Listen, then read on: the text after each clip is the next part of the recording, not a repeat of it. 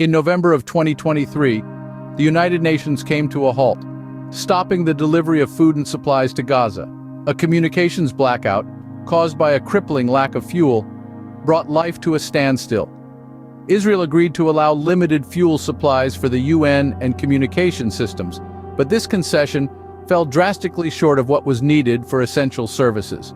A war, triggered by Hamas, resulted in thousands of casualties and a dire humanitarian crisis in Gaza. Starvation, dehydration, and malnutrition became the norm, not the exception.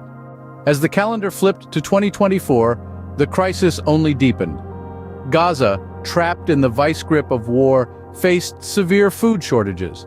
Families like Riyam Shaheen's, stuck far away in Jordan, could only watch in despair as their loved ones grappled with hunger. International agencies raised alarm bells, attributing the crisis to Israeli restrictions on aid and resources. Legal experts began to whisper about the possibility of starvation being used as a weapon of war, a potential violation of international law. By January, the situation in Gaza had surpassed other man-made famines in recent history. Experts warned of potential war crimes. The UN and humanitarian organizations called for a humanitarian ceasefire and unrestricted aid access to prevent a full-scale famine.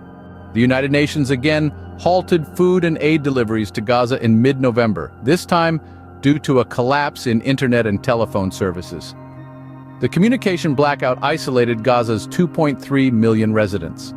The conflict triggered by Hamas attacks resulted in a dire humanitarian crisis, marked by shortages of food, water, and medical supplies.